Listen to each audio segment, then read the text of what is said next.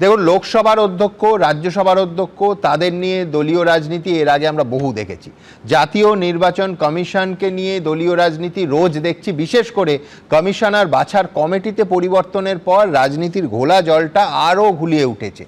রাজ্যপাল নিয়ে রাজনীতি তো জ্ঞান হওয়া থেকে দেখছি, কিন্তু স্বয়ং দেশের রাষ্ট্রপতিকে নিয়ে দলীয় রাজনীতির একেবারে সংকীর্ণতম টানাটানি, বিবৃতি, পাল্টা বিবৃতি, এই জিনিস অভূতপূর্ব। ভারতীয় গণতন্ত্রের কি এতটা দৈন্যদশা?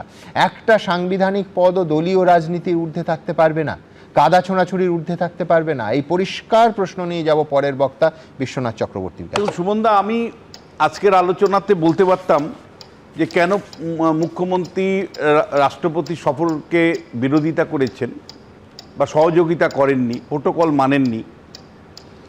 ভোটের রাজনীতির জায়গা থেকে বলতে পারতাম যে কিভাবে আদিবাসী সিট 16টা বা তফসিলি যাতে 68টা সিটে প্রভাব পড়তে পারে সেই ভাবনা থেকে তাকে জায়গা দেওয়া হয়নি। আমি অবশ্যই বলতে পারতাম যে কিভাবে বীর হাসদা, শুভেন্দু অধিকারী, অখিলগিরিরা বিভিন্ন সময় আদিবাসী সাংবিধানিক পদে থাকা ব্যক্তিদের সম্পর্কে কথা বলেছেন। কিন্তু আমি সব কিছুর ঊর্ধ্বে আমি মনে করি যে আমাদের দেশের প্রজাতান্ত্রিক ভারতবর্ষের সর্বোচ্চ পদে যিনি আছেন তাকে মমতা বন্দ্যোপাধ্যায় এবং তার প্রশাসন যেটা করেছে অন্যায়, যেটা করেছে সেটা সংসদীয় গণতন্ত্রের পক্ষে বিপজ্জনক। যেটা তারা করেছেন সেটা স্বাধীন ভারতবর্ষে এই ধরনের অপমান রাষ্ট্রপতিকে এর আগে কোনো মুখ্যমন্ত্রী বা তার সরকার করেনি। আমি খুব পরিষ্কার করে বলতে চাই, আমরা চিন্তিত, আমরা আতঙ্কিত যে এইভাবে যদি সাংবিধানিক পদগুলোকে রাজনীতিকীকরণ করা হয় দলীয় স্বার্থে, তাহলে আমাদের এই সংসদীয় গণতন্ত্র অচিরেই বিপন্ন হবে। আমি মনে করি যে এর আগে আমি তো কোনো দিন দেখিনি, এক দুটো উদাহরণ ছাড়া, যে সরাসরি বিচারপতির নাম করে কলকাতা হাইকোর্টের বিচারপতিদেরকে তোপ ডাকছে তৃণমূল কংগ্রেসের, স্বয়ং মুখ্যমন্ত্রী ডাকছেন এবং তাদেরকে বিজেপির সাথে যুক্ত করে দিয়ে মুখ্যমন্ত্রী বলছেন। মানে সংবিধানে হাইকোর্টের বিরাট জায়গা, সেই হাইকোর্টের বিচারপতি রাজশেখর মান্তাকে নিয়ে অভিষেক বন্দ্যোপাধ্যায় থেকে শুরু করে মমতা বন্দ্যোপাধ্যায় কিভাবে একের পর এক মানে দাগিয়েছেন। ইলেকশন কমিশন তো প্রতিবারই থাকেন, এবার নয় এসআইআর জন্য স্পেশাল, কিন্তু যেবার এসআইআর থাকে না সেইবারও মমতা বন্দ্যোপাধ্যায় কি ধরনের মানে কার্যত শত্রু বানিয়ে ফেলেন। তিনি আর্মিকে শত্রু বানিয়ে ফেলেন, আর্মি কুপ হন। তিনি একের পর এক রাজ্যপাল যারা আসেন তাদেরকে তিনি প্রতিপক্ষ বানান, আবার যখন তার প্রয়োজন হয় তাকে ফুলমালা দিয়ে আলাদা করে মর্যাদা দেন। ফলে আমি তো বলতে চাই যে মমতা বন্দ্যোপাধ্যায়ের রাজনীতি যেটা পপুলিস্ট পলিটিক্স, সেখানে প্রতিপক্ষ বা এনিমি বানানোটা মানে এটাই তার মানে রাজনীতির বৈশিষ্ট্য। পপুলিস্ট পলিটিক্সে সবসময় একটা এনিমি চাই, একটা বিপক্ষ চাই। এখন রাষ্ট্রপতিকে যদি আমি বিপক্ষ বানাই তাহলে মানে ভারতবর্ষের সংসদীয় ব্যবস্থাটা কোথায় যায়? যদি আমি মানে হাইকোর্টের বিচারপতিদেরকে প্রতিপক্ষ বানাই, আমি যদি ইলেকশন কমিশনারকে প্রতিপক্ষ বানাই, তাহলে আমি আলটিমেটলি পার্লামেন্টারি ডেমোক্রেসির প্রতি আমার আস্থা নেই। আমি যা বলবো সেটাই যদি শেষ কথা হয়, তাহলে পার্লামেন্টারি ডেমোক্রেসিটা কার্যত বিপর্যয় পশ্চিমবাংলাতে এসে পৌঁছেছে। এবং একই সাথে আপনাকে এটা খুব স্পষ্ট করে বলতে চাই যে আমরা যেটা বারবার লক্ষ্য করছি যে প্রোটোকলের কনটেক্সটেও কিন্তু পশ্চিমবাংলা সরকারের মানে যে অবস্থানটা নিচ্ছেন সেটা একেবারেই কাম্য নয়। কারণটা কি? যে কোনো রাষ্ট্রপতি গেলে একেবারে প্রোটোকল বলছে যে মুখ্যমন্ত্রী নর্মালি তিনি মানে তাকে অভ্যর্থনা করেন বা মিট করেন, যদি তিনি ব্যস্ত থাকেন তাহলে কোনো সিনিয়র ক্যাবিনেট মন্ত্রী থাকবেন এবং সেটা রাজ্য সরকারের মানে তিনি নির্বাচিত মন্ত্রী, ক্যাবিনেট মন্ত্রী থাকবেন। গৌতম দেব একটা লোকাল গভর্নমেন্টের প্রতিনিধি, অর্থাৎ মিউনিসিপ্যালিটি ভারতবর্ষের যে সাংবিধানিক যে ক্ষমতার যে বিভাজন তাতে পুরসভার প্রধান, অর্থাৎ তিনি লোকাল গভর্নমেন্টের প্রতিনিধিত্ব করছেন, রাজ্য সরকারকে প্রতিনিধিত্ব করছেন না।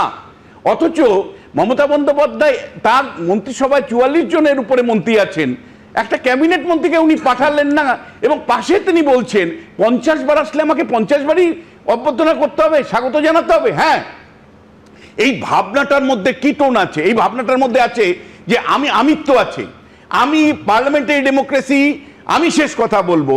আমার মানে দেশের যিনি রাষ্ট্রপতি তাকে মানে তাকে যদি তিনি যদি অবজ্ঞা হয় তাকে অবজ্ঞাই করব, কিন্তু এই যে টোনটা যে 50 বার আসলে 50 বারই আমাকে যেতে হবে, এর মধ্যে দিয়ে একটা উদ্ধত আচরণ এবং পার্লামেন্টারি ডেমোক্রেসিকে অস্বীকার করার অবস্থান তার মধ্যে স্পষ্ট হয়। এবং একই সাথে আপনাকে বলতে চাই যে বারবার যারা উদ্যোক্তা ছিল, সাঁওতালি পরিষদের যারা সদস্য ছিলেন, তারা অভিযোগ করেছেন যে একাধিকবার আমরা আবেদন করেছি, রাষ্ট্রপতি আসবেন সেটা জানিয়ে ডিটেইলিংয়ে পরেও আমাদেরকে 5 বার জায়গা বদলের প্রশ্ন এসছে। আমরা জায়গা মানে বদল এতবার বারবার প্রশাসন থেকে করা হচ্ছিল যে কার্যত বিরোধী দলের যেরকম অবস্থা হয়, একটা বিরোধী দল গত 5 বছর ধরে শুধু শুভেন্দু অধিকারী বিরোধী দলের নেতা, একটা সভা করবার জন্য তাকে বারবার হাইকোর্টে যেতে হয়েছে। 111 বার হাইকোর্টে শুভেন্দু অধিকারী গেছেন, বিভিন্ন রাজনৈতিক দলের সভা করবার এখতিয়ার দেয় না। মমতা বন্দ্যোপাধ্যায় কি রাষ্ট্রপতিকে, একটা মানে প্রজাতান্ত্রিক দেশের সর্বোচ্চ পদের অধিকারীকে, তার সভাকে কি কেবল এই বিরোধী দলের সভা ভেবেছিলেন? তিনি কি ভেবেছিলেন দ্রৌপদী মুর্মুর যে সভা, সেই সভাটা আর 5টা বিরোধী দলের সবার মতন, যে তাকে অনুমোদন দেব কি না দেব আমি জানবো, আমি শেষ কথা, এরকম একটা ভাবনা তার কাজ করেছিল? এটা নতুন নয়। দ্রৌপদী মুর্মু এই তৃণমূল শাসনকালে রাজ্যপাল হিসাবে, তখন উনি রাজ্যপাল ছিলেন, তিনি জঙ্গলমহলে আরেকবার সাঁওতালি পরিষদের সভায় এসেছিলেন।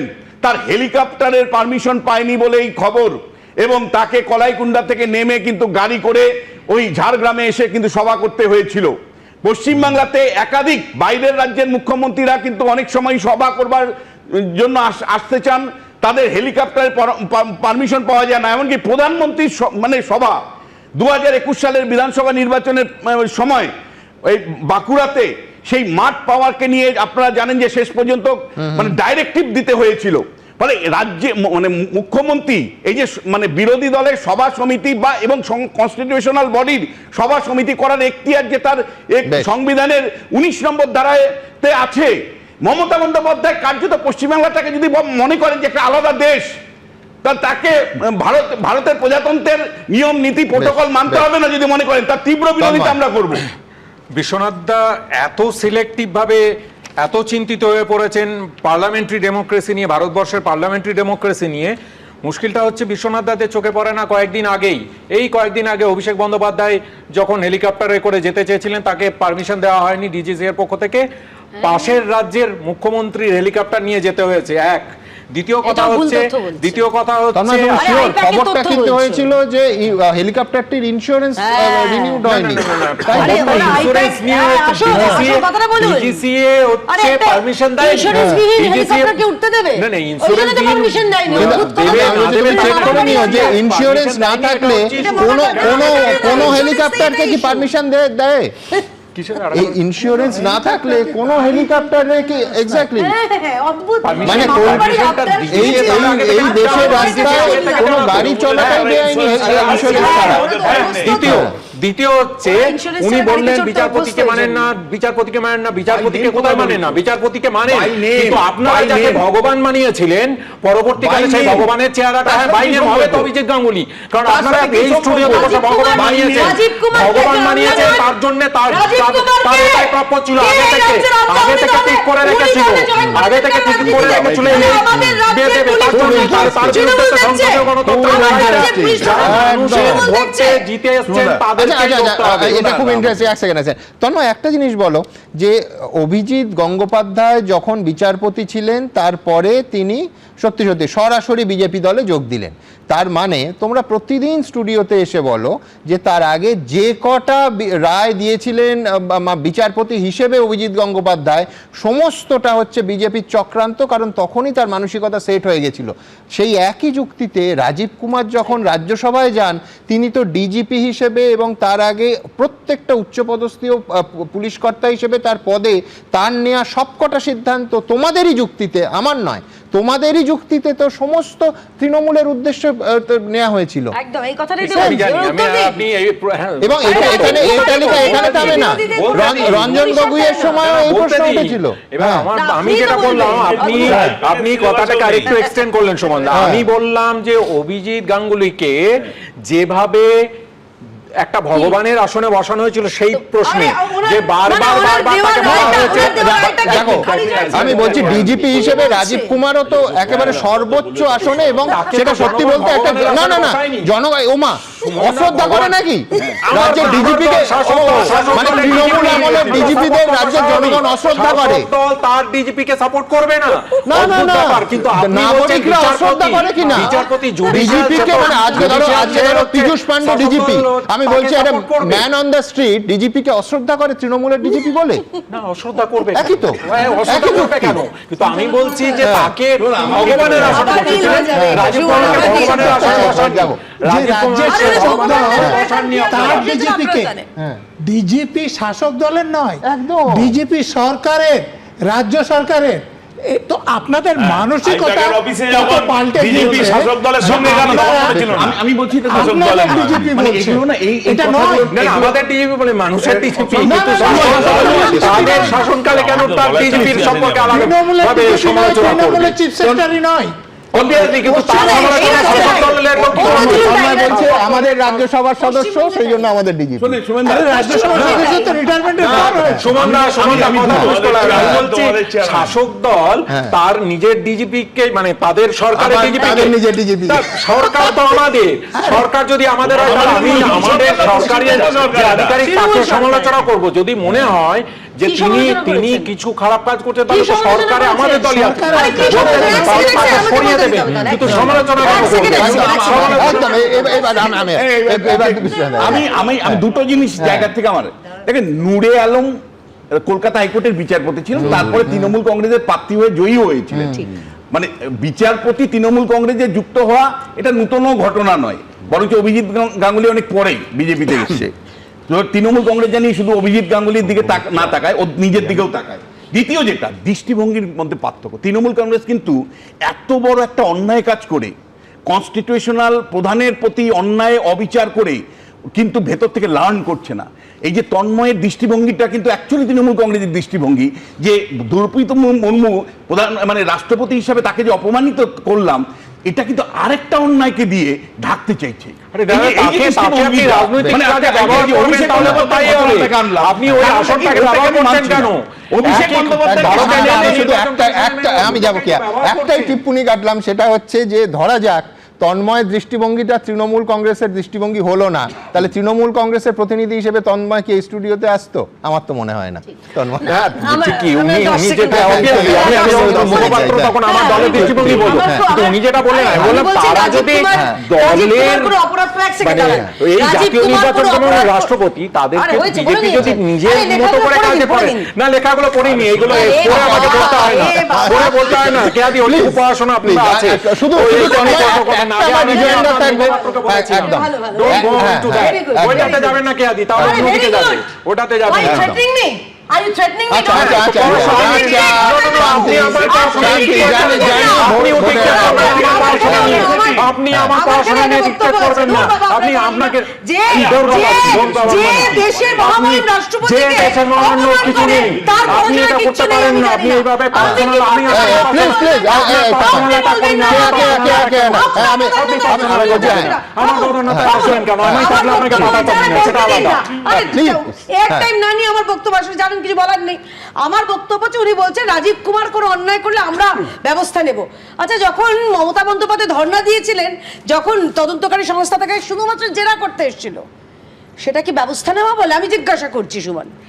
এই রাজীব কুমার যখন আমার বহিরাগত বলা যাবে না এখন, কারণ তিনি মেনকা গুরুস্বামী বা রাজীব কুমার বহিরাগত নন, শত্রুঘ্ন সিনহা, কীর্তি আজাদ বা ইউসুফ পাঠান কিন্তু বহিরাগত নন। অন্য সময় গুজরাট, উত্তরপ্রদেশ সব গালাগালি দাও, এই সময় দেওয়া যাবে না। আচ্ছা, এই যে রাজীব কুমার তাকে যে বানানো হয়েছে, আমি এই প্রশ্নটাই করলাম একদম এক্স্যাক্টলি, যে তিনি যখন সর্বোচ্চ পদে আসীন ছিলেন পুলিশের, এবং সেই সময় আমরা জানি কিভাবে ভারতীয় জনতা পার্টির ওপরে কোনো মিটিং মিছিল কিচ্ছু করার অনুমতি দেওয়া হয় না, আমাদের কোর্টে যেতে হয়। তাহলে কি এখন সেটা এখন আফটার রাজীব কুমার বেটার সব বলছে এক। না? বেটার বলছে না না, কোনো বেটার তো বেটার না, যুগ ভাগ না, না, করছে সব তো। এক। না, আমি বলছি ওনার সময় যেটা হয়েছিল, হ্যাঁ। তারপরে একটা যুগ আসে, একটা রাজীব কুমারের যুগ, এই পান্ডে বাবুর যুগ, এরকম আসে। কিন্তু আমার বক্তব্য তাহলে সেটা তো উনি তৃণমূলের কথাতেই করেছিলেন, ওনার লজিকই আমি বেশ, জিজ্ঞাসা বেশ। করি। আমি তন্ময়ের কাছে যাবো, শুধু আমি একটাই একটা আমার লাইন বলার বলবো। আছে। তুমি বারবার অন্তত 3বার আমাদের সরকার বললে, আমি বলছি যে সরকারটা চলছে তুমিও মানবে এটা 10 কোটি মানুষের সরকার, হ্যাঁ, 10 কোটি মানুষের সরকার আমি হয়ে যেটা- যাওয়ার পরে যে ভোট শুনুন না, দেয়নি তারও একই, সরকার। একদম আমি আপনার সঙ্গে একমত যে নিশ্চিতভাবে এটা 10 কোটি মানুষের সরকার, এবং কেন্দ্রেও যে সরকারটা আছে সেটাও 140 কোটি একদম। মানুষেরই সরকার। আমি যেটা বলতে চেয়েছি যে আমাদের সরকার অর্থাৎ শাসক দল যারা আছেন তারা তাদের যে নির্বাচিত মানে মানুষের নির্বাচিত যে সরকার আছে, আপনি কথা জাগলারি করছেন, কিন্তু কথাটা হচ্ছে সেই সরকারে যারা প্রশাসনিক ভূমিকায় আছেন তাদের সমালোচনা হচ্ছে তাদের দলের মুখপাত্ররা এসে করবেন, নাকি যদি কিছু মনে হয় ভিতরে, ধরুন কিছু একটা গন্ডগোল আছে মনে হলো, তাহলে তো তাকে সরিয়ে দেবেন বা তার বিরুদ্ধে ব্যবস্থা নেবেন, তাহলে তার সমালোচনাটা টিভি চ্যানেলে এসে নিশ্চয় করবেন। এটা বললাম। আর আরেকটা কেয়াদি একটা এটা কথা কার বলেছেন, ক্ষেত্রে বলবে? আমি তার 10 সেকেন্ড, ক্ষেত্রটা বললে আমার আর দর্শকদের বুঝতে বলেনি।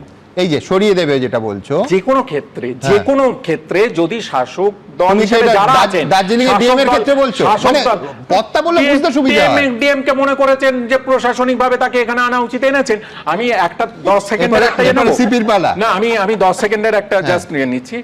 কেয়াদিরা বললেন মানেকা গুরুস্বামীর কথাটা বললেন, বহিরাগত টহিরাগত তত্ত্ব বললেন। আমি আমি বলিনি, বলছি এটা মানেকা আপনারাই বলেন। গুরুস্বামী আমরা বলি না, আমরা ভারতবর্ষের সব মধ্যে মানুষ হচ্ছে প্রথম আমাদের দেশের এলজিবিটি নাগরিক। সম্প্রদায়ের একজন তাতে কি এসে যাচ্ছে? তাতে না, কাউরি না, কিছু না, এসে আপনি যাচ্ছে না। কখনো আমার বাবা আরে আইএসএ খুব তাকে- ভালো না, ঠিক না, আছে। আমি বলছি, একেবারে বেলাইনে চলে যাওয়ার আগে দেখুন এখানকার ডেসিবেল লেভেল এমন জায়গায় চলে যায় যে আমার মনে হচ্ছে ছোটবেলায় ফিরে যাই সেই ঠাকুমার, কে কার ঠাকুমার ঝুলিতে বলেছিলেন না ডালিম কুমারের সেই সংলাপ, সিঁড়ি তুমি কার যে যায় তার। মানে আমি বলছি প্রায় আমাদের দেশের পদগুলো সেই জায়গায় চলে যাচ্ছে। কিন্তু এরপর সায়নদীপের কাছে আমাদের যেতেই হবে, তার আগে দ্রুত আপনাদের দেখাতে চাইবো যে এই গোটা বিতর্কটা নিয়ে গোটা দেশ জুড়ে রাজনীতির ঝড় উঠেছিল, কি চেহারা ছিল তার দেখুন। রাজ্যে রাষ্ট্রপতির অনুষ্ঠান স্থল বদল, প্রোটোকল ভঙ্গের অভিযোগ, বাগযুদ্ধ আগেই চরমে উঠেছিল, কারণ মুখ খুলেছিলেন খোদ রাষ্ট্রপতি, পাল্টা জবাব দিয়েছিলেন মুখ্যমন্ত্রী। मैं देख रही थी यहाँ बैठे बैठे बहुत सारे संथाल लोग उधर घूम रहे हैं। मुझे लगता है कोई उनको रोक रहा है यहाँ आने के लिए, नहीं जाओ। ये एक इंटरनेशनल संथाल काउंसिल का ये सम्मेलन है। आप वेस्ट बंगाल का बारे में टिप्पणी करने का पहले आपको खुद बीजेपी का स्टेट का क्या हालचाल है देखना चाहिए था। You must visit Manipur and talk to tribal people. चुनाव का पहले आप लोगों को मुख खुल जाता है, आप लोग का शकल दिखा जाता है, लेकिन चुनाव के बाद 4 साल 5 साल आप लोगों को नहीं मिलता है। রাজ্যে 294টি বিধানসভা আসনের মধ্যে 68টি তপশিলি জাতি, 16টি জনজাতির জন্য সংরক্ষিত, অর্থাৎ আদিবাসীরা গুরুত্বপূর্ণ ভোট ব্যাংক। এই আবহে ভোটের আগে রাজনীতিও শুরু হয়েছে জোরদার। राष्ट्रपति जी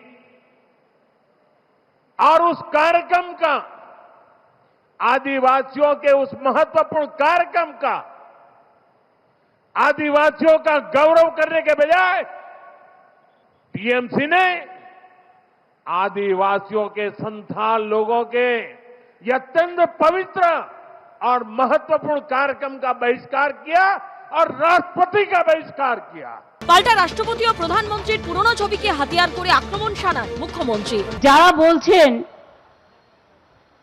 বিশেষ করে মাননীয় প্রধানমন্ত্রীজি, এইটা আপনার জন্য, আপনি মাননীয় রাষ্ট্রপতি একজন মহিলা এবং ট্রাইবেল লিডার, তাকে সম্মান দেন?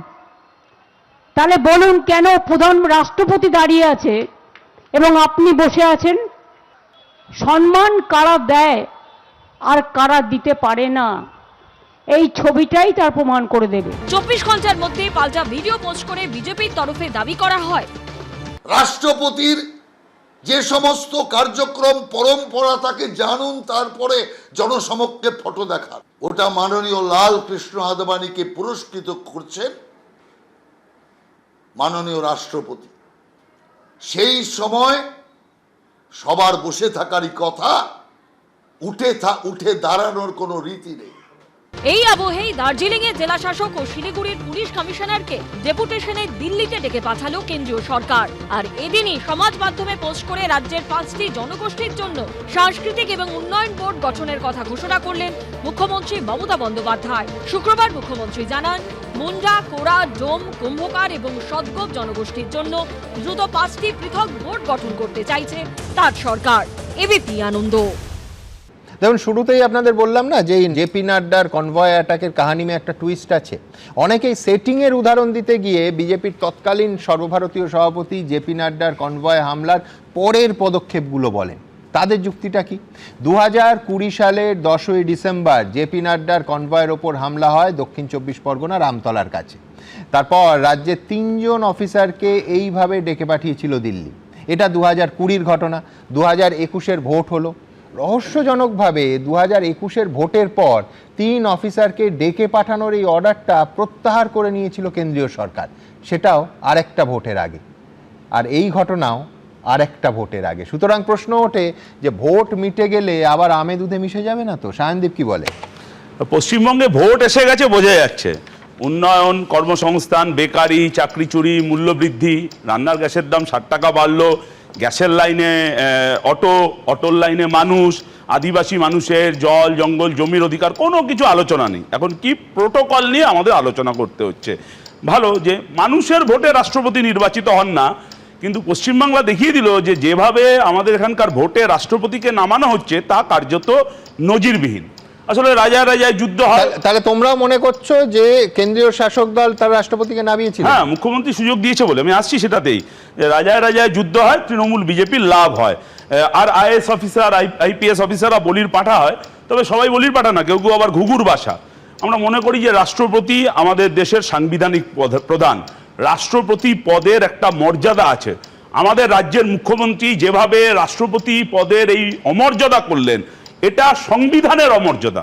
ঠিকই রাষ্ট্রপতির বিরুদ্ধে কোনো ক্ষোভের কথা থাকলেও সব ক্ষোভের কথা তার সাংবিধানিক মর্যাদার কথা ভেবে বলা যায় না। কিন্তু মুখ্যমন্ত্রী কে কার কথা শোনে? আসলে মুখ্যমন্ত্রী মমতা ব্যানার্জি এই সব ঘটনা ঘটিয়ে পশ্চিমবাংলার মাথা হেট করে সংবিধানকে চ্যালেঞ্জ করার সাহস পাচ্ছে, তার কারণ হলো বিজেপি এই সুযোগটা করে দিয়েছে।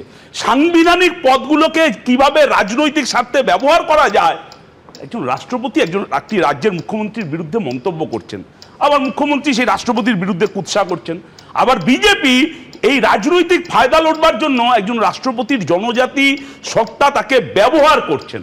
এটা কল্পনা করা যাচ্ছে। আপনি ধরুন যে জগদীপ ধনকর গ্যারেজ হওয়ার আগে তিনি যখন রাজ্যসভার অধ্যক্ষ ছিলেন, যেভাবে বিরোধী দলের নেতা নেত্রীদের সম্পর্কে পার্লামেন্টের হাউস সামলাবার বদলে উনি যে মন্তব্য করতেন, ওটা রাজনৈতিক দলের কর্মীরা করতে পারে, কোনো স্পিকার করতে পারে না।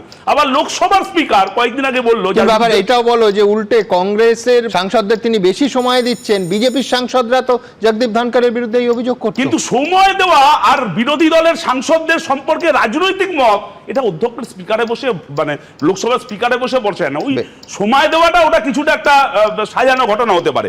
আবার আমি বলছি লোকসভার স্পিকার কয়েকদিন আগে মন্তব্য করলেন যে বিরোধী দলের মহিলা সাংসদরা প্রধানমন্ত্রীকে নাকি শারীরিকভাবে হেনস্থা করার পরিকল্পনা করছে। এটা একটা পলিটিক্যাল স্টেটমেন্ট, এটা স্পিকারের পোস্টে বসে করা যায় না।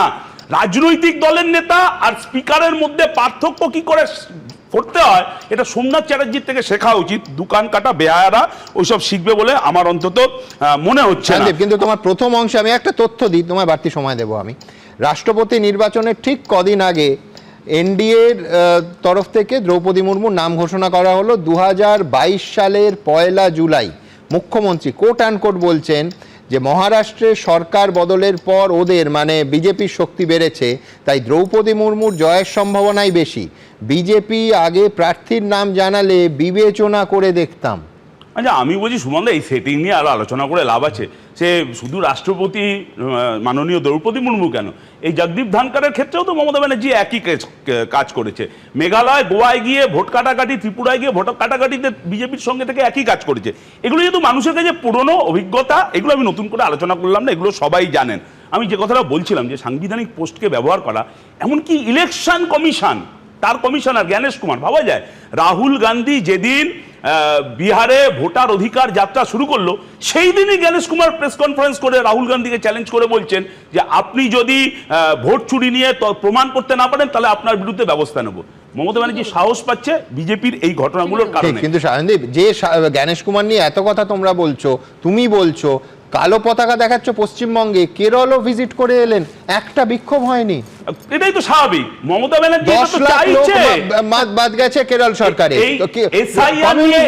তোমাদের সরকার ক্ষমতায়। আমরা বারবার বলেছি 30% মুসলিম মানুষ কেরালায় আছে, 18% খ্রিস্টান মানুষ। আমার বক্তব্য, কেরালায় তো সিপিএম বিক্ষোভ দেখালো না, প্রয়োজন হয়নি তো।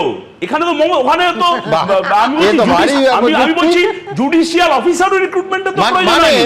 গণেশ কুমার কেরালায় ভালো, বঙ্গে খারাপ, তাই তো? আরে এখানে তো আমি যে তৃণমূল বিজেপি বোঝাপড়া করে এখানে এসআইআর এর পরিকল্পনাটা এমন ঘেটে দিয়েছে, ওখানে রাজ্য সরকার গণেশ কুমারকে এই সুযোগ দেয়নি যে রাজ্য সরকারি কর্মচারীদের ব্যবহার করে এসআইআর প্রক্রিয়া এরকম ভাবে মানুষকে টার্গেট করে নাম বাদ দেওয়ার জন্য।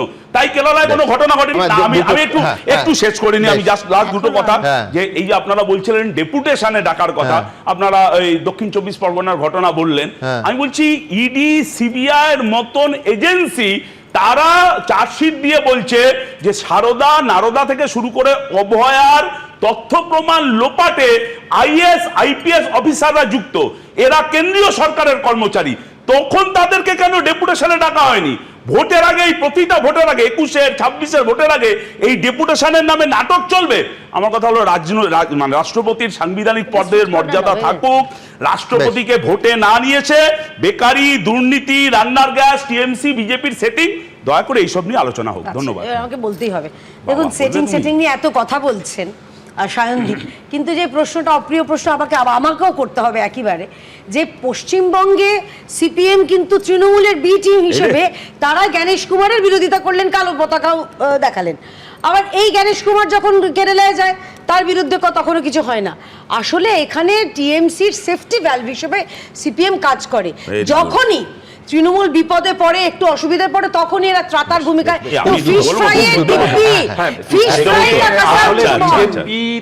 ত্রাতা হিসাবে সিপিএম কাজ করে, কারণ এসআইআর পর্বেও দেখেছেন আমরা যখন প্রথম থেকে বিরোধিতা করে এসেছি যে কেন মানুষকে হেনস্থা করা হচ্ছে, যতবার বিরোধিতা করেছি ততবার বিজেপির যে কথা সেই কথার সঙ্গে সিপিআইএম এর কথা মিলে গেছে। শেষে গিয়ে আজকে মত পরিবর্তন করতে এখনো বামেরা তাহলে এই রাজ্যে ত্রাতার ভূমিকায় আছে।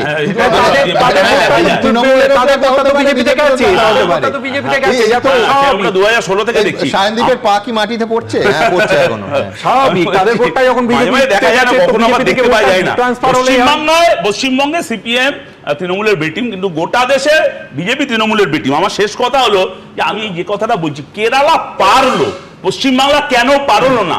পশ্চিমবাংলার সরকার সরকারি আধিকারিক আইপ্যাককে দিয়ে এই যে গণেশ কুমারকে, এই ধরনের নির্বাচন কমিশনকে, এই ধরনের মানুষকে হেনস্থা করার সুযোগ কেন দিল?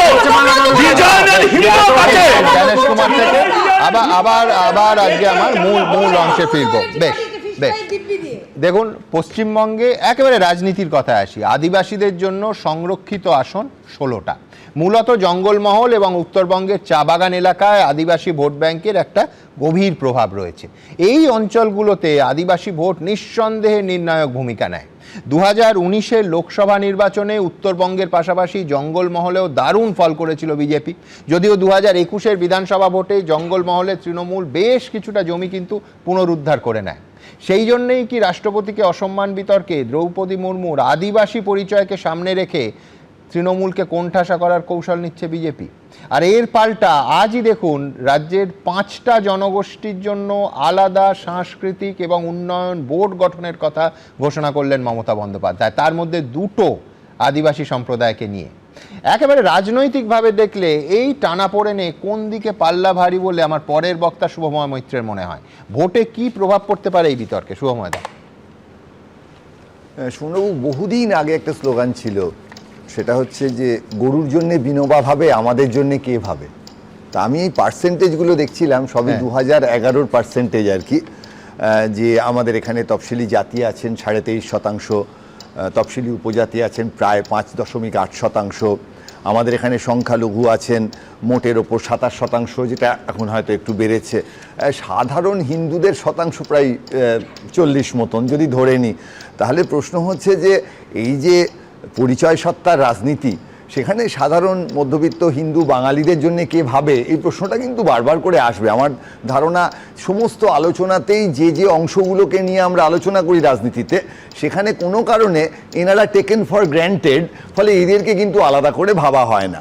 সেই কারণেই আমরা বলি যে মোট 84টা তফসিলি জাতি উপজাতিদের আসন, আমরা বলি 68টি আসন তফসিলি জাতিদের, আমরা বলি যে 16টি আসন তফসিলি উপজাতিদের, এবং যে জায়গায় সত্যিই তাদের জনঘনত্ব বেশি সেভাবেই ভাবা হয়। কিন্তু আমাদের মতন সাধারণ হিন্দু বাঙালিদের জনঘনত্ব কোথায় বেশি সেটা নিয়ে কেউ কোনোদিন আলোচনাই করেন না।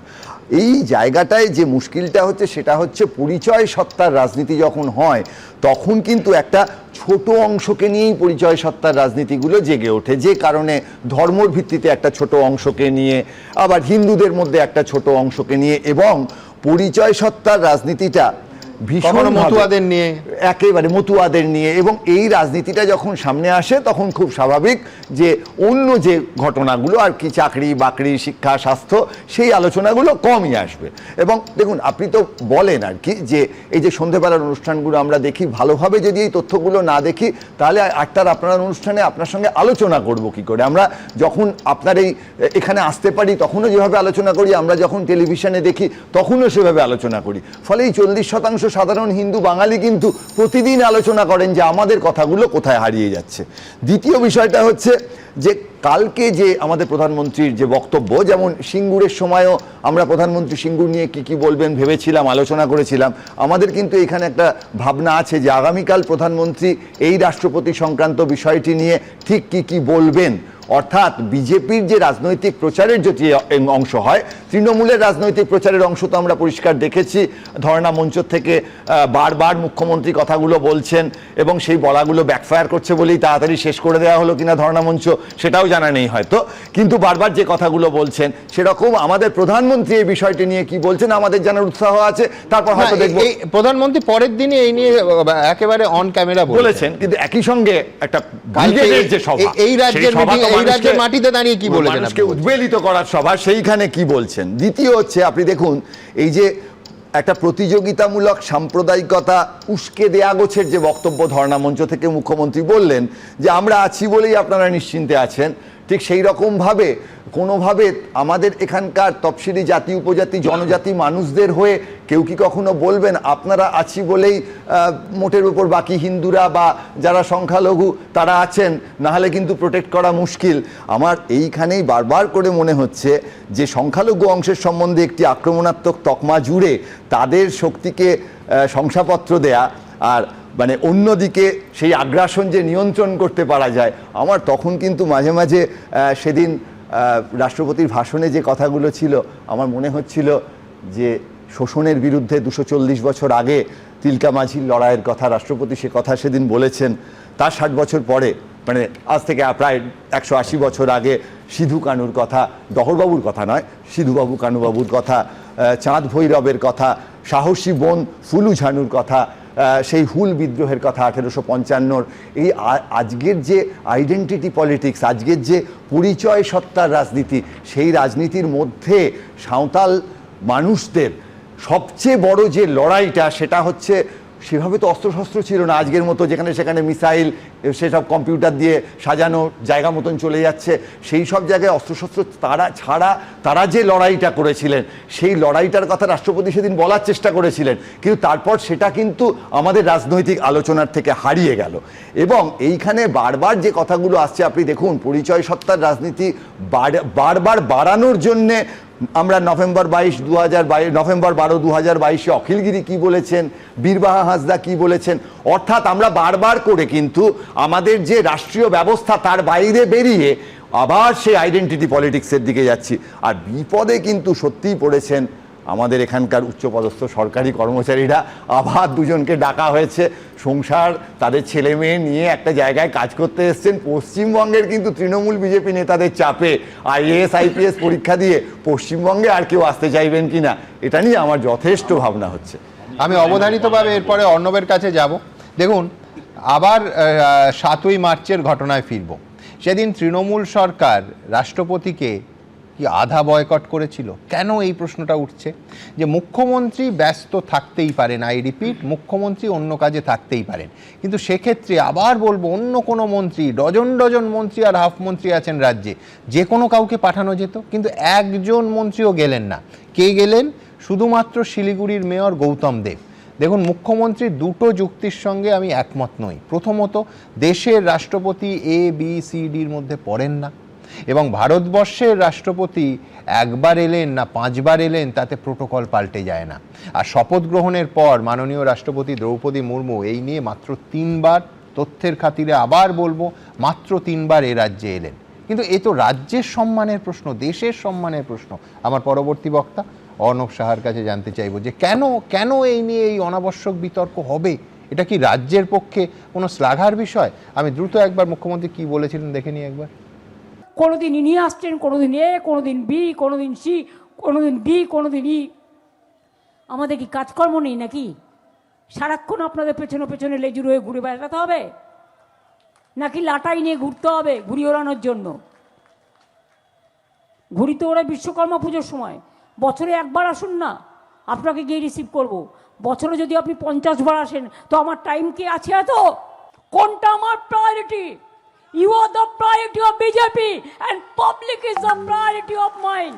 অর্ণব, আবার বলছি যে মুখ্যমন্ত্রী ব্যস্ত থাকতেই পারেন, 44 জন মন্ত্রী রাজ্যে, তাদের কোনো একজন ক্যাবিনেট মিনিস্টারকে পাঠানো গেল না। সুমনদা, সৌজন্যের রাজনীতির কথা যদি প্রথমেই আসে, আমি শুধু একটু মনে করিয়ে দেবো যে নতুন আমাদের রাজ্যপাল এসেছেন, সেদিনকে সেকেন্ড রোতে বসেছিলেন বিমান বসু, তাকে ডেকে নিয়ে গিয়ে সামনে বসিয়েছেন আমাদের মুখ্যমন্ত্রী। সুতরাং সৌজন্যের রাজনীতি মুখ্যমন্ত্রী করেন না, এটা একেবারেই নয়। উনি কিন্তু রাষ্ট্রপতির সঙ্গে সৌজন্যের ব্যাপার নয়, না সৌজন্যের ব্যাপার নয়, ঠিক কথা। আমি একই সঙ্গে এটাও বলছি যে যেমন বিশ্বনাথ প্রথমেই বললেন যে অসম্মান করা হয়েছে, তো আমার এই প্রশ্নটা সেখানে আসবো। এই প্রশ্ন এখনো পর্যন্ত কেউ তোলেননি যে যখন 2023 সালে নিউ পার্লামেন্ট ভবন উদ্বোধন করা হয়েছিল, সেই উদ্বোধনে কিন্তু রাষ্ট্রপতিকে ডাকা হয়নি। যখন 22শে জানুয়ারি 2024 সালে রাম মন্দির উদ্বোধন করা হয়েছিল, সেই অনুষ্ঠানেও কিন্তু রাষ্ট্রপতিকে ডাকা হয়নি। এই যে রাষ্ট্রপতিকে ডাকা হয়নি, এই ডাকা না হওয়াটা শুধুমাত্র যে কথাটা টুইট করে আমাদের প্রধানমন্ত্রী বলেছেন যে রাষ্ট্রপতি পদটা রাজনীতির ঊর্ধ্বে থাকা উচিত, একদম ঠিক বলেছেন, এই হওয়া উচিত। কিন্তু বিজেপি নিজে কি সেটা করে? বিজেপি নিজে সেটা মানে না। কেন মানে না? এই জন্য যে কেয়াদি যেমন বললেন মূল নিবাসী আদিবাসী কথাকে তুললেন, এবং যখন বারবার করে এই কথাটা আসছে, এটা কিন্তু বিজেপির যে মতাদর্শগত জায়গা, সেই মতাদর্শগত জায়গাতেই তারা কোথাও দলিত এবং আদিবাসী এদেরকে কোথাও খাটো নজরে দেখেন, নিশ্চিত দেখেন। তা না হলে খাটো নজরে দেখেন বলে দেশের রাষ্ট্রপতি করলেন। দেশের রাষ্ট্রপতি করেছেন ঠিক কথা, তার কারণ হচ্ছে যে আদিবাসীদের মধ্যে তারা কাজ করছেন দীর্ঘদিন ধরে, তাদেরকে নিয়ে এসে বসিয়েছেন। আমি আবার করতে পারি, যখন বিজেপি এই চয়েসটা জানায় তখন মুখ্যমন্ত্রী কি বলেছিলেন যে আগে ওরা এই রকম চয়েস করেছে জানলে আমি সমর্থন করতাম কিনা ভেবে দেখতাম, তার জয়ের সম্ভাবনা বেশি, বিজেপি আগে প্রার্থীর নাম জানালে বিবেচনা করে দেখতাম। কে বলছেন? রাজ্যের মুখ্যমন্ত্রী। কবে বলছেন? 2022 সালের 1 জুলাই। না, প্রশ্নটা তো তাকে নিয়ে গিয়ে বসিয়ে দেওয়া হয়েছে, সমর্থন করতেন কি তো করতেন না তা নয়, প্রশ্নটা হচ্ছে সম্মানের প্রশ্ন। এখানে এই পুরো জিনিসটার মধ্যে বিজেপির যে মতাদর্শগত, কি বলবে? আব্দুল কালামকে নিয়ে গিয়ে বসিয়ে দেওয়া হয়েছে? একদমই নয়, ওখানে বসিয়ে দেওয়া হয়েছে না, সেটা তো সম্পূর্ণ রাজনৈতিক একটা কৌশল হিসেবে বসিয়ে দিয়ে দেওয়া হতে পারে। তার কারণ যে তারা একটা কোথাও দেখাতে চাইছেন যে আমরা আসলে সকলে, অখণ্ড হিন্দুত্বে তাদের যে ধারণা তার মধ্যে সকলে আছে, এটা তাদের একটা রাজনৈতিক স্টান্স থাকলেও বিশেষ ক্ষেত্রে কিন্তু মতুয়াদের মাটি নেওয়া হয়নি। ওই যখন ওখানে রাম মন্দির উদ্বোধন করা হয়েছে, মতুয়ারা মাটি পাঠিয়েছিলেন, সেই মাটি ওখানে দেওয়া হয়নি। তার মানে কোথাও এই মতুয়াদের যে ভোট, সেই ভোটটাকে তারা রাজনৈতিকভাবে ব্যবহার করেছেন, দীর্ঘদিন ধরে ব্যবহার করেছেন, এবং তারা বারবার করে বলছেন মতুয়াদের পাশে আমরা আছি। অথচ মতুয়া নমশূদ্র যে অংশটা, সেই অংশটাকে তারা সত্যি তাদের বর্ণ হিন্দুত্বের জায়গা থেকে কোন চোখে দেখেন, সেই দেখাটাও কিন্তু একটা প্রশ্ন চিহ্ন আসবে। সেই প্রশ্নটা কিন্তু আমরা অস্বীকার করতে পারি। কিন্তু তুমি যেটা বলছো, মতুয়ারা সেই চোখে দেখলে এতগুলো সিট বিজেপি প্রার্থীরা মতুয়া প্রধান অংশ থেকে জিততেন কি করে? তাদেরকে তো বারবার করে, মানে তুমি আমি বুঝতে পারছি, মতুয়ারা বুঝতে পারছেন না। প্রতিশ্রুতি দেওয়া হয়েছে, সেই প্রতিশ্রুতি দেওয়া হয়েছে, এবং তারপর যদি সত্যি দেখা যায় তাদের সেই প্রতিশ্রুতি রক্ষা হয়নি, তারপর মতুয়ারা তার পাশ থেকে সরে যাবেন না। বা এবারও আমরা দেখতে পেয়েছি যে এই যে গিলিক হয়েছে নাম, তার মধ্যে একটা বড় অংশ হচ্ছে মতুয়াদের নাম। তাহলে এই জায়গাটায় আমি বলছি মুখে একজনকে সম্মান দিচ্ছি, আমি কিন্তু মতাদর্শগত জায়গা থেকে বারবার করে বলছি যে মতাদর্শগত জায়গা থেকে আমি দেখছি কি কোন জায়গায় দেখছি। যখন পার্লামেন্টে দাঁড়িয়ে রমেশ বিদুরি দানিশ আলীকে এরকম কুৎসিত কথা যখন বলেন, তখন তো তার ভেতরের জিনিসটা বেরিয়ে আসে। আমি মুখে বলতে পারি, সব দেখলাম, মুখে বলতে পারি যে আমি সকলে সব বুঝলাম, কিন্তু আমি বলছি রাষ্ট্রপতির ক্ষেত্রে যেটা হলো সেটা তৃণমূল কোন মতাদর্শের জায়গা থেকে করলো? সুমনদা, এখানে তো যেটা তন্ময় প্রথমে খুব একবার ক্ল্যারিফাই করে দিয়েছে, সেইটাও সত্যি কথা যে ওখানে কিন্তু রাষ্ট্রপতির অফিসকে জানানো হয়েছিল যে এই প্রোটোকল রাখা হবে এবং এখানে কে কি থাকতে পারবে না, ওখানে সমস্যা আছে, ওই জায়গা থেকে স্থান সরিয়ে নেওয়া হবে, সবটা জানানো হয়েছিল। আমি কাকে বিশ্বাস করব, তন্ময় কোথাও থেকে শুনে বলেছেন নাকি দেশের রাষ্ট্রপতি অন ক্যামেরা দাঁড়িয়ে 32 কিলোমিটার গিয়ে একটা মাঠে দাঁড়িয়ে বলছেন যে অকারণে এই মাঠটা দেওয়া হয়নি? কাকে বিশ্বাস করবো বলো? তুমি যাকে বলবে তাকে বিশ্বাস। না, এখানে বিশ্বাস অবিশ্বাসের প্রশ্ন নয়, প্রশ্নটা হচ্ছে তথ্য। রাজনীতি, ওইটাই তো বিজেপির রাজনীতি করাচ্ছে, সেটাই তো বললাম। বিজেপি নয় তো রাষ্ট্রপতি। শুধু একটা কৌতূহল আছে, যখন বিমান বসুর সৌজন্যের উদাহরণ অর্ণব দিচ্ছে পোডিয়ামে, অট্টহাসি হেসে ক্যামেরায় দেখতে পারেননি দর্শকরা, সায়নদীপ মানে প্রায় গড়াগড়ি খাচ্ছিল চেয়ারে বসেই। হাসলে কেন? জুতো মেরে গরুদান। বিমান বসুর মতো একজন সিনিয়র মোস্ট পলিটিশিয়ানকে পিছনের চেয়ারে বসতে হবে, আর তারপর তার একটা অন্য নামের স্টিকার তুলে সেখানে বিমান থেকে বসে তারপর সৌজন্য। আমার কথা হলো যে এগুলো সব মানুষ দেখছে। আসলে যে কথাটা হলো যে এখন তুমি ক্ষমতাহীন, তোমার প্রতি সৌজন্য দয়া করছি না, তোমার প্রতি সৌজন্য দেখাতে পারি। হ্যাঁ, তুমি এখন ক্ষমতাহীন, তোমার প্রতি এখন সৌজন্য দেখাতে পারি। যদি তুমি কালকেই মানে সেটা নাও, তখন কিন্তু তুমি আমি বলছি যে ক্ষমতাহীন বলেও এত সিনিয়র মোস্ট পলিটিশিয়ান তার সম্পর্কে এই মন্তব্য। আমি একটা পয়েন্ট একটা কথা বাকিটা বলার আগে আমার বক্তব্য হচ্ছে, এরপর থেকে রাষ্ট্রপতি এলে মমতা ব্যানার্জি বিমান বসুকে পাঠিয়ে দিলেই তো হয় আমন্ত্রণ জানানোর জন্য, এত ঝামেলায় নিজে যেতে পারছেন না। Facebook, YouTube, x, Insta, thread সমস্ত জায়গায় কিছু মন্তব্য আমরা দিই, কত শতাংশ মানুষ কি বলছেন। রাষ্ট্রপতির অনুষ্ঠান স্থল বদল ঘিরে চরম সংঘাত। ডিএমএসপিকে দিল্লিতে ডাকার কেন্দ্রের পদক্ষেপ কি আপনি সমর্থন করেন? সমর্থন করেন 68% মানুষ, সমর্থন করেন না 30%, বলতে চাননি 2%। পরের মন্তব্য ছিল, দেশের সাংবিধানিক প্রধানের অনুষ্ঠান ঘিরে কেন্দ্র ও রাজ্য সংঘাত কি গণতন্ত্রের পক্ষে বিপজ্জনক নয়?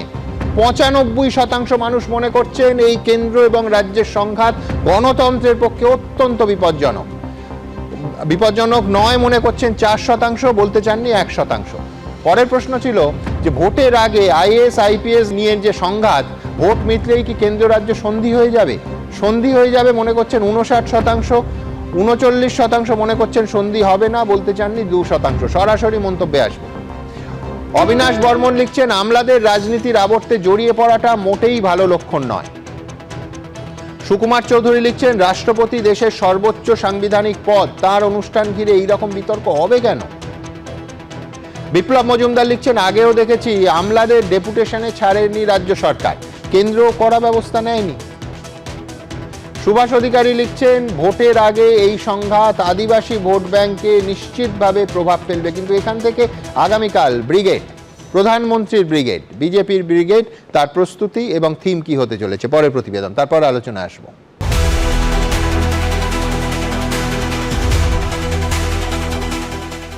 কয়েকদিনের মধ্যে ভোট ঘোষণা হয়ে যাবে, তারপরই জোরালো প্রচার, এরপরই মহাযুদ্ধ, ক্ষমতা দখলের লড়াই।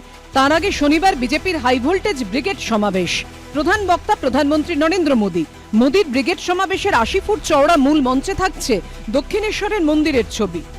কলকাতার প্রাণকেন্দ্র ব্রিগেড প্যারেড গ্রাউন্ডে মঞ্চ কিন্তু একেবারে দেখা যাচ্ছে দক্ষিণেশ্বর মন্দিরের আদলে মূল মঞ্চ তৈরি করা হয়েছে। আগামীকাল যে মঞ্চে রাজ্যবাসীর উদ্দেশ্যে বার্তা দেবেন প্রধানমন্ত্রী নরেন্দ্র মোদী, এবং তাছাড়াও এই মূল মঞ্চের দুদিকে কিন্তু দার্জিলিং এর চা থেকে বিষ্ণুপুরের টেরাকোটা বাঙালি আনা একেবারে ফুটিয়ে তোলা হয়েছে। বাংলার হিতগৌরব সংস্কৃতি কালচার ফেরাবে বিজেপি, গ্যারেন্টারের নাম নরেন্দ্র মোদী। দেখুন, নরেন্দ্র মোদীর মঞ্চ নাকি দক্ষিণেশ্বর মন্দিরের আদল বা ওইরকম ছাঁচ রাখা হচ্ছে, কি থিম পুজোর প্যান্ডেল নাকি? এটা একটা রাজনৈতিক দলের সভা। এখন বারবার বিজেপি নেতাদের মুখে কখনো মা কালী, কখনো মা দুর্গার নাম শোনা যাচ্ছে। শ্রমিক ভট্টাচার্য রাজ্য বিজেপির নতুন সভাপতি নির্বাচিত হওয়ার পর অভিনন্দন সমারোহ অনুষ্ঠানের মঞ্চে এলইডি স্ক্রিনে ফুটে উঠেছিল ফুল মালায় সজ্জিত কালীঘাটের মা কালীর ছবি। একের পর এক সভায় প্রধানমন্ত্রী ও মা কালী বাবা তারকেশ্বরের কথা বলেছেন। आज सुबह मैं मां कामाख्या की धरती पर था और अब यहां बाबा तारकेश्वर की धरती पर आप जनता जनार्दन के दर्शन करने के लिए आया हूं। এই আবহেই এবার ব্রিগেডে প্রধানমন্ত্রীর মঞ্চে দক্ষিণেশ্বরের মন্দিরের ছোঁয়া। হঠাৎ একটা মঞ্চে একটু দক্ষিণেশ্বরের মতো করে দিলাম আর বাংলার মানুষকে ভুল বোঝালাম। বাংলার মানুষ অত সহজে বিভ্রান্ত হন না। মাননীয় নরেন্দ্র মোদীজি বেলুড় মঠে রাত্রি যাপন করেছেন, এর থেকে কি বাংলা সংস্কৃতিকে নিয়ে কি বলছেন? বাংলা ভাষাকে ক্লাসিক্যাল ল্যাঙ্গুয়েজের মর্যাদা দিয়েছেন, এসব কেন বলতে হবে? সূত্রের খবর, শনিবার বেলা 1:20 নাগাদ কলকাতা বিমানবন্দরে আসবেন প্রধানমন্ত্রী নরেন্দ্র মোদী। 1:45 নাগাদ রেসকোর্সের হেলিপ্যাডে নামবেন তিনি। সেখান থেকে যাবেন ব্রিগেড প্যারেড গ্রাউন্ডে প্রশাসনিক সভার মঞ্চে। দুপুর 2:40 নাগাদ ব্রিগেড প্যারেড গ্রাউন্ডে বিজেপির পরিবর্তন সংকল্প সভার মঞ্চে উপস্থিত হবেন। শিবাশিস মৌলিক, আশাবুল হোসেন ও বিটান চক্রবর্তীর রিপোর্ট, এবিপি আনন্দ। আজ আসামের গৌহাটিতে প্রধানমন্ত্রীর সভা ছিল, সেই সভায় পশ্চিমবঙ্গের কথা উঠে এলো। কি বললেন প্রধানমন্ত্রী দেখাবো। असम आज हमारे नॉर्थ ईस्ट यानी अष्टलक्ष्मी के नए भविष्य का एक मॉडल बन रहा है। यहां की प्रगति पूरे नॉर्थ ईस्ट को नई गति दे रही है। असम में जो बदलाव बीते एक दशक में बीजेपी एनडीए सरकार ने किया है, उसका प्रभाव पड़ोस में पश्चिम बंगाल में भी दिख रहा है। वहां भी लोग बीजेपी एनडीए का ऐसा ही सुशासन चाहते हैं। তন্ময়, বাংলা তৈরি বলছেন প্রধানমন্ত্রী। না, উনি বলতেই পারেন, উনি দেশের প্রধানমন্ত্রী, আমাদের রাজ্যে আসবেন, অতিথি হিসাবে আসুন, আমরা চাই দেশের প্রধানমন্ত্রী আসবেন, সম্মান। কিন্তু সমস্যা হচ্ছে একটা জায়গায়, ওনারা 2021-এও ঝাঁকে ঝাঁকে এসেছিলেন, চার্টার্ড ফ্লাইটে করে প্রচুর লোককে নিয়ে গেছিলেন, এসেছেন এবং চার্টার্ড ফ্লাইটে নিয়ে গেছেন। দিনের শেষে কালকে আমার কৌতূহল থাকবে যে অনেক প্রফেশনাল, অনেক নতুন মুখকে নাকি কালকে জয়েন করতে দেখা যাবে। এক বিশিষ্ট চিকিৎসকের কথাও শুনছি। কি সবার আগে বলি যে শ্যামাপ্রসাদ মুখার্জির দ্বারা তৈরি যে দল, সেই দলের প্রধানমন্ত্রী এবং সেই দল রাজনৈতিক দলটি, সে পশ্চিমবঙ্গে নতুন করে কে প্রমাণ করতে হবে কে বাঙালি কে বাঙালি নয়? তৃণমূল সার্টিফিকেট দেবে, তৃণমূলের মহুয়া মৈত্র সার্টিফিকেট দেবেন। 45% ওদের পক্ষে ভোট গেছিল, 55% তৃণমূলে নন, তারা বাঙালি নন। মহুয়া মৈত্রর কাছ থেকে আমাদের সার্টিফিকেট নিতে হবে। ওনার অডিওতে যে নিজের সাংবিধানিক ক্ষেত্রটাই, যেটা সংসদীয় ক্ষেত্রটা বলতে পারেন না, কৃষ্ণনগর উচ্চারণ করতে পারেন।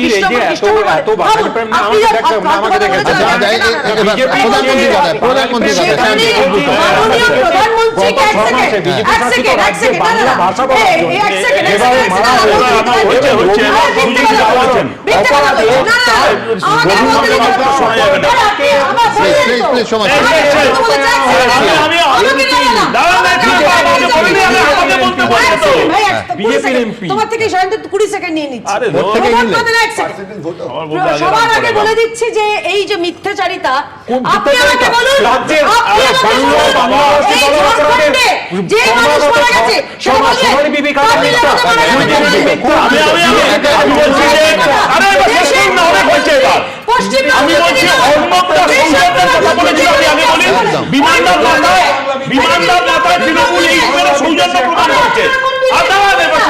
আর দক্ষিণেশ্বরের মন্দিরে ছবি দিয়েছে তো, দক্ষিণেশ্বর মানে যত মত তত পথ। আর ওখানে অমিত শাহ, নরেন্দ্র মোদী ওই একজন দুজনের পথেই গোটা পশ্চিমবাংলা, গোটা দেশ, গোটা ভারত, গোটা বিজেপি চালাবার চেষ্টা। সুতরাং ওই দক্ষিণেশ্বরের মন্দিরে ছবি লাগিয়ে সুভাষ মুখোপাধ্যায় শব্দ দাঁড় করে বললে ভোট রাজনীতি হলো সেই বস্তু যা পরেরটা ঘোচায় নিজেরটা গোছায়। আমি নয়, সুভাষ মুখোপাধ্যায় বলে গেছিলেন। আগামী সপ্তাহে ভোট ঘোষণা, কিন্তু গত কয়েক মাস ধরেই আকাশ বাতাস এই রকম একেবারে উত্তপ্ত। সব পক্ষই নিজেদের ঘুঁটি সাজিয়ে যুদ্ধের জন্য প্রস্তুত। একদিকে নির্বাচন কমিশনের বিরুদ্ধে মুখ্যমন্ত্রী ধর্নায় বসছেন, তো অন্যদিকে বিজেপির পরিবর্তন যাত্রার পর ব্রিগেডে আসছেন প্রধানমন্ত্রী। তবে দিনের শেষে দাবি একটাই, স্বচ্ছ তালিকায় অবাধ নির্বাচন হোক, নয়তো গণতন্ত্রের পক্ষে ভারী মুশকিল। আর এই গণতান্ত্রিক চাহিদার জন্য আবার কেস দেবেন না প্লিজ, কেস দেবেন না প্লিজ।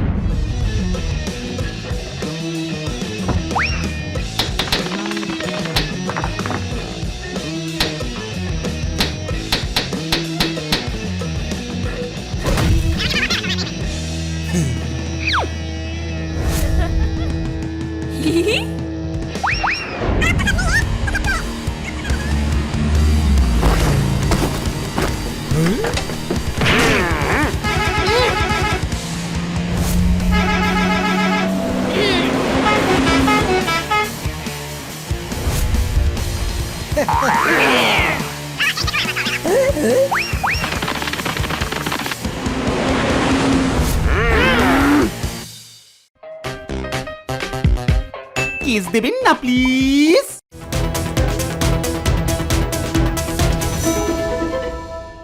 এবিপি আনন্দ, এগিয়ে থাকে, এগিয়ে রাখে।